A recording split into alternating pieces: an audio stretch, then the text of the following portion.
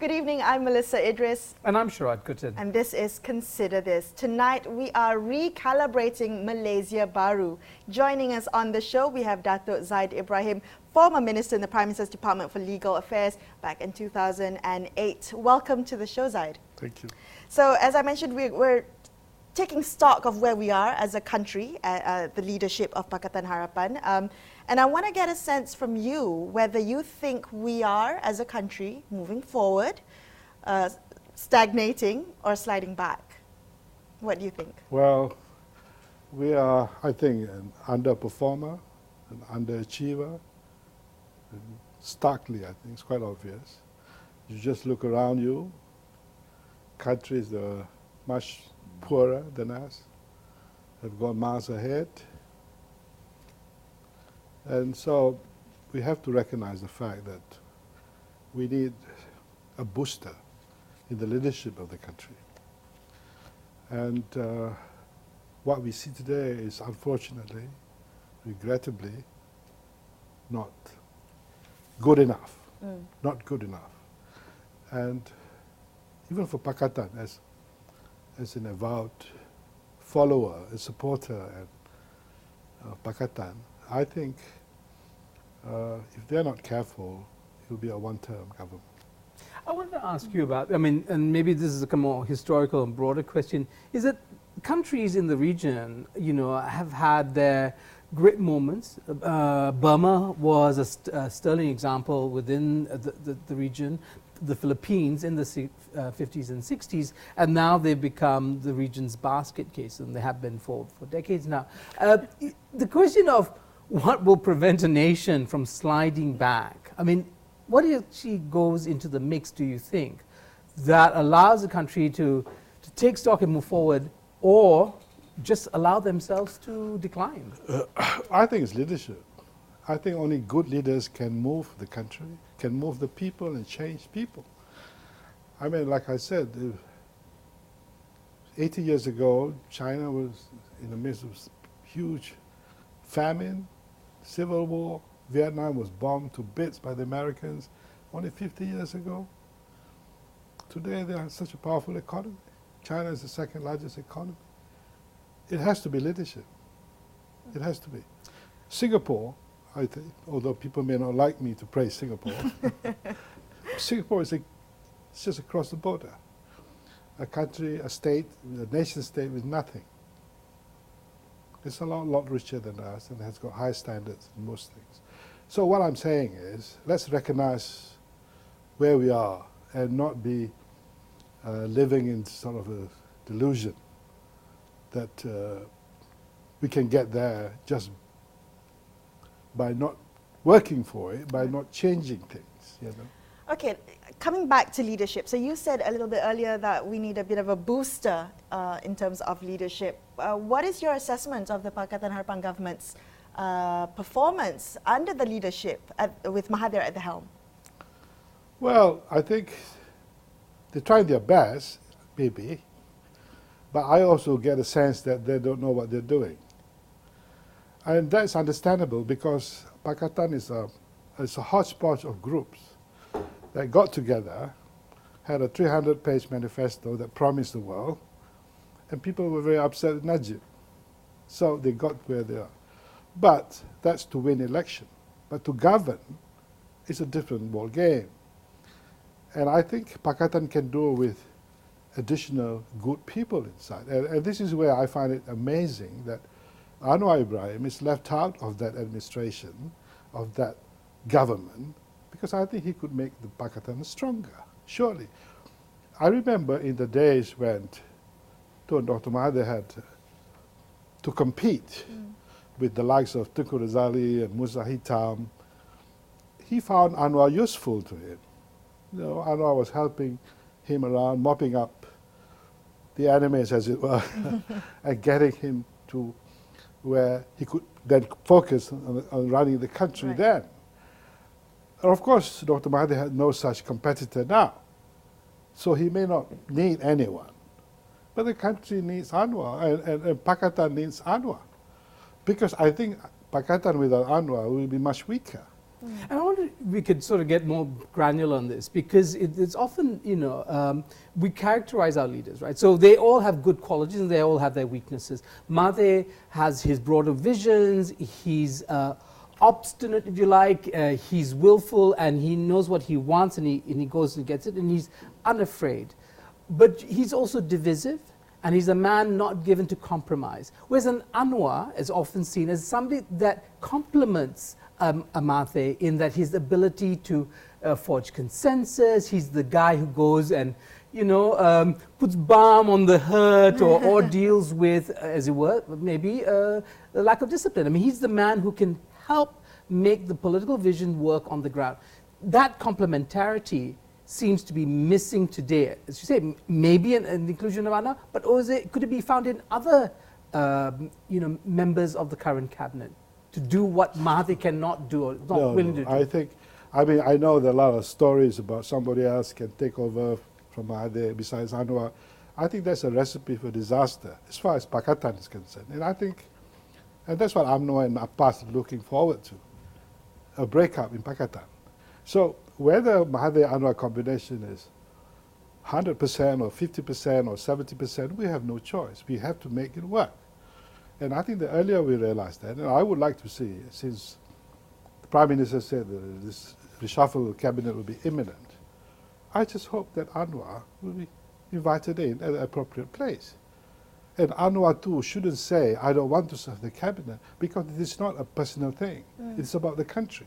It's kind of like a cowboy film Yeah. scenario. Yeah, so a this standoff, town right? is not It's big enough for the yes. both of us. You can't.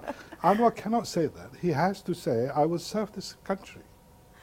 And I think the earlier Mahathir and Anwar realized that UMNO is actually very strong. And the new team of PAS and if you want to win the next election, you have to set aside your ego, your differences, your misgivings. You have to decide to be together and make this government work.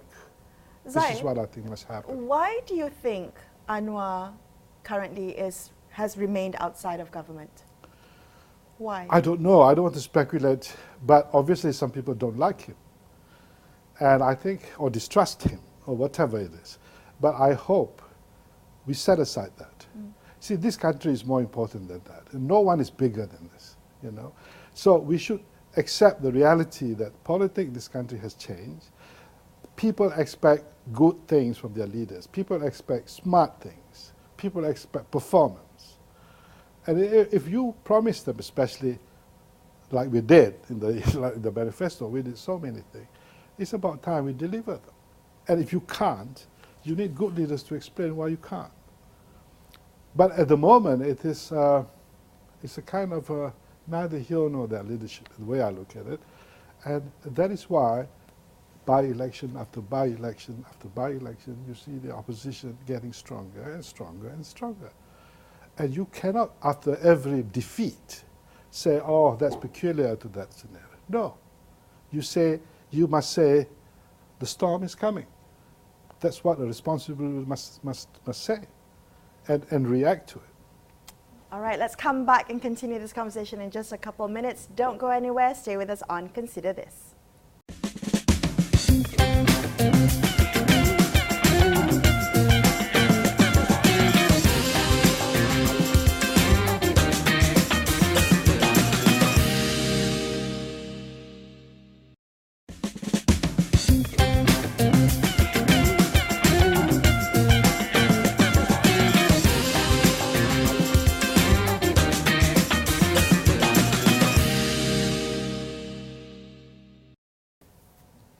Welcome back to Consider This. Melisa and Sharaad on the show with you tonight. We're talking to Zaid Ibrahim, former minister. We're asking him to recalibrate Malaysia Baru. Now, a couple of things you said before the break struck me, and I'd like you to elaborate. You said politics has changed and people's expectations have changed, and now leaders need to better explain their decisions. So, three components there that I wanted to challenge. Has politics changed? How has people's expectation changed, and how has Pakatan Harapan failed in explaining their decision making? Can you attempt to go through all three, please? Well, I think people the world over I think people, the voters, have come out in droves, indicating their preferences, you know, one way or the other, whether it is Brexit, whether it's in America, and everywhere else. So the voters have changed, and they want whatever they want the leaders to deliver that. But has politics in Malaysia changed? Have we moved away from race-based politics, from leadership politics, personality politics? No, the politics do the same in that sense, because the leaders don't want to change the narrative, because people follow what the leaders say, generally. You know, so if the narrative remains the same, of course it will be the same. For example, if you tell the people that Malays and Muslims must be all together, the enemies are all of us, the people probably believe you. But it's not true that if you are together on that basis, you'll be strong. Like I said, the Arabs have been together for years, thousands of years, with the same language, same religion. They cannot even defend the West Bank. You cannot be strong just because you're of the same race. You cannot be smart just because you're of the same religion. So you have to change the narrative. Coming back to Pakatan, the problem, I think, is that they stood on the ground of reforms, change, the 50 years of UMNO Barisan rule, good governance, rule of law, all the big words, environment. But they were not able to fulfill it because they probably don't believe themselves. I mean, if you look at, for example, Sedition Act. You know, we have been fighting for this for so long, and we wanted to remove it because we wanted the people to be free to talk without fear. If the people don't talk freely and afraid, you cannot solve the problem of the people. I wonder if this, and let me be provocative here, that the problem is Dr. Mahathir. He was late to the game. He didn't do 20 years of reformasi politics. You know, he, in fact, initially, if you remember, when he joined the Bersih protest, he said he didn't want to sign on to the platform of what Bersih stood for. I mean, he was very late in agreeing to the agenda, and just after the general election, he kind of poo-pahhed the manifesto, saying, well, actually, we put it together in order to make trouble for the government of the day, the Barisan Nasional. I mean, he was a man who's not sounded like he was committed to it. Difficulties aside, he wasn't really committed to it. I don't think he was born a liberal, a Democrat, you know. And he's certainly not involved into one either. Yeah, but I think he did what he could do. I mean, in the sense of the fact that he joined us, I think it's already a plus. But we cannot stop there. We cannot let him set the narrative. The Pakatan leaders, the other parties, the so-called the original group, must be able to stand up and say we want this change. And not cosmetic change, real change. But why are they standing up to Mahathir? Why does it seem they're subservient because to him? I suppose the leaders are all in the cabinet. And sometimes when you're in the cabinet, you don't want to stand up too much because you might be asked to leave. And, you know, it's nice to be a minister, you know. So well, you know, because you were white. No, I was only for a while, but there are a lot of things that is nice about being a minister. So sometimes it's difficult to balance, you know, your willingness to stand up for what you believe in and what Mahathir wants. I mean, for example, Linnas. Yes. And then there's a new contract in rare earth in Perak. I mean, those days we were totally against this because it's against the environment. The Kiara Rimba, we would not have even given a second thought to this idea of development there. But suddenly, it becomes attractive again. Because some people in Bersatu probably prefer, have a positive thing about Linnas for whatever reason. But the general trust of the people, actually, they want a cleaner environment, they want a safer environment, they want cleaner government. So, leaders must be able to meet those expectations, in my view. And if you can't, then you lose your credibility. Well, Zaid, you wrote a very interesting piece recently about calling for a unity government, saying that it's time for a unity government. Can you explain what you mean by that? Why did you write that the country needs a unity government that's willing to share power? Well, I wrote that in exasperation more than anything else. Mainly, what I see today is that people are playing these musical chairs in politics, maybe to isolate Anwar or maybe to prop up somebody else. I mean, these are not good motives. These are very disruptive in politics. So when I say unity, it's not unity against someone else. I think if you are more united, you get the better pool of ministers and you have less politicking. When you have less politicking, less shouting in parliament, less of this, then you will have more time to work.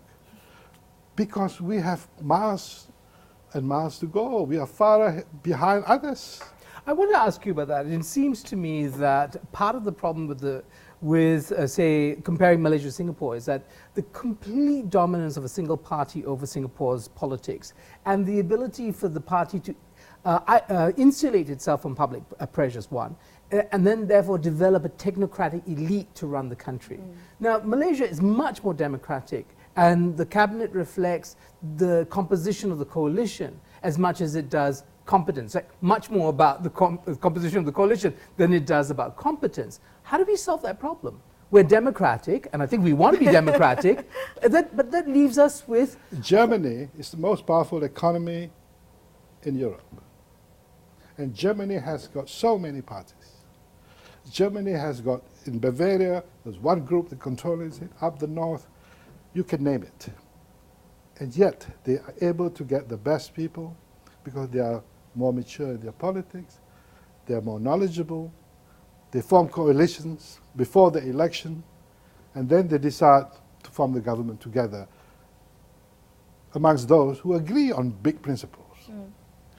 You know, there are countries that have got many, many political parties. There's no excuse. It's more difficult, perhaps. Even in China, a monolithic communist party has a way of, you know, they're a way of getting the top leaders, the right leaders, to go to the top. I mean, Deng Xiaoping and Lee Kuan Yew, I mean, both great leaders for their respective countries. They were all those autocratic. They were able to get through young, talented leaders to the top. And the Malaysian case is that we are rewarded with cabinet We are positions? rewarded for loyalty. Okay. We are rewarded for being, don't raise difficult questions. We have a totally different value system, and that's why it makes me exasperated. That's why I said, why don't then we just have one party made up of so many, and then we just get the best people to run the country, because at the moment we're not getting there, you know.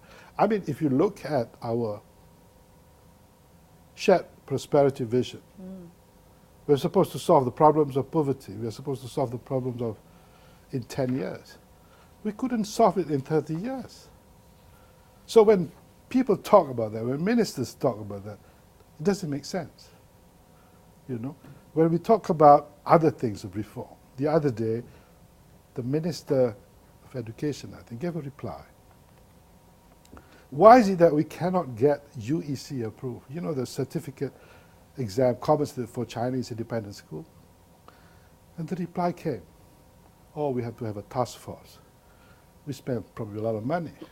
And then we have to see whether it violates the federal constitution, or whether it violates the social contract, whatever that means. My question to you is this. We have allowed vernacular schools for the last 50 years. We have funded them. Every election we give them money. And then when they are ready to enter the university, we say, no, no, no. We don't recognize it. It violates the social contract. It violates the federal constitution. It violates everything. What does it show? It does show that we are not thinking straight. It's not fair to the student. If they have the competency and the ability tested by other bodies, independent bodies, then their right to the public institution and university should be as a matter of right. But we cannot make that decision because we don't think straight. All right, well, more with former Minister Zaid Ibrahim coming up on Consider This, Don't Go Anywhere. We'll be right back.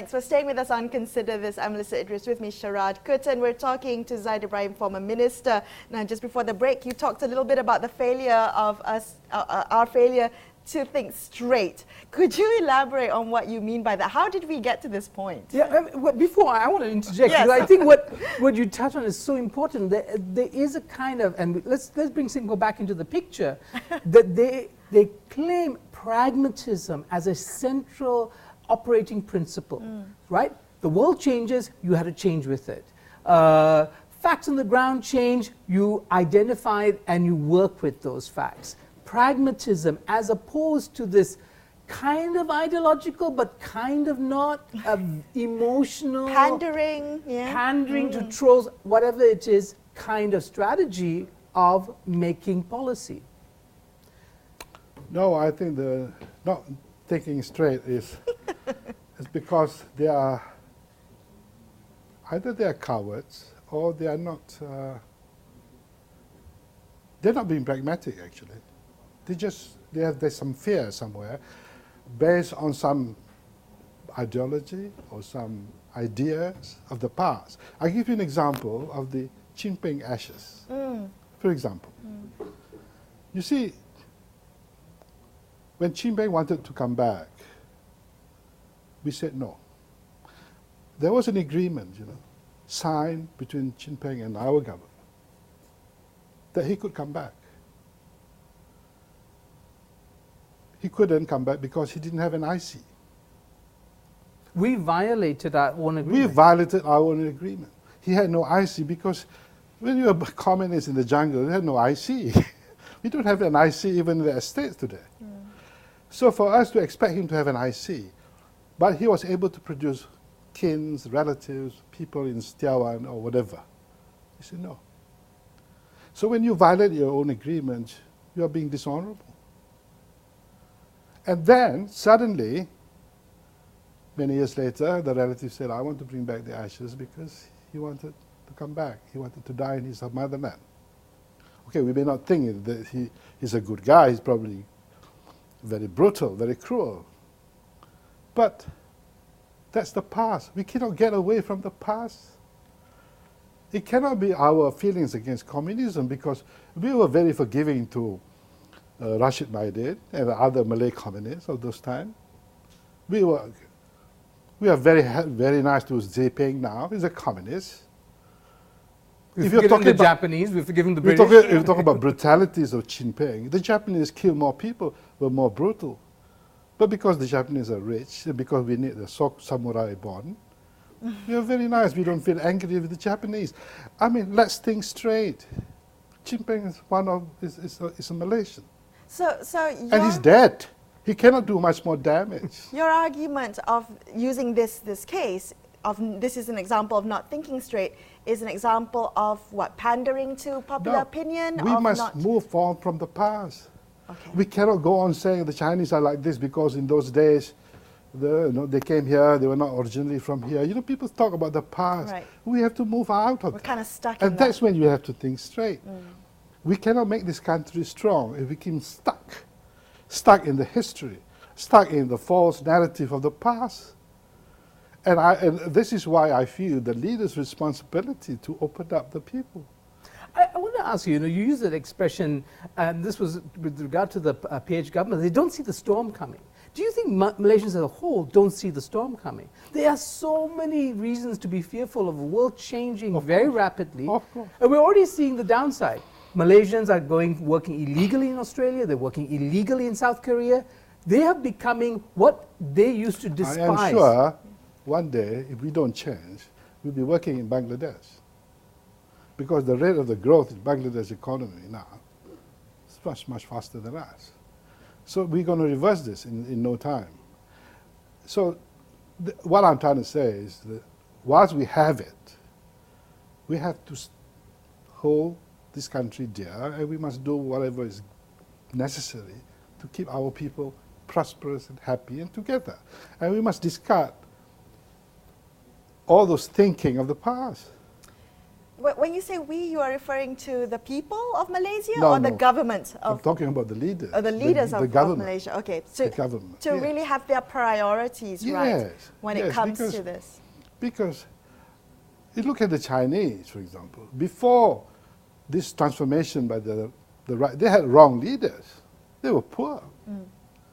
But when they had the right leaders, they're prosperous. The same thing with Vietnam, but the same thing with India or whatever country, you know. You look at Rwanda. Rwanda is the fastest growing economy in Africa. And yet, only not so long ago, they killed each other. There was civil war. There was genocide. So we have to decide what we want to be. And I know it's Anne. When I say we, I'm talking about Pakatan, really, because I hope they get their act together. Dr. Mahathir must invite Anwar into the government. Anwar needs a bit of time to weather the political storm from Barisan, from UMNO. And I think the longer we dilly-dally, the longer we talk about Anwar taking over to the foreign press rather than to the local press, the less we do of that and get on with it, then we will have a very much tougher time to change and to continue with the reform. All right, on that note, thank you so much for being on the show today. That was Zaid Ibrahim, former Law Minister, on Consider This. I'm Melisa Idris, with me Sharaad, Kuttan. We are signing off for tonight. Catch us same time tomorrow night. Thank you for watching and good night.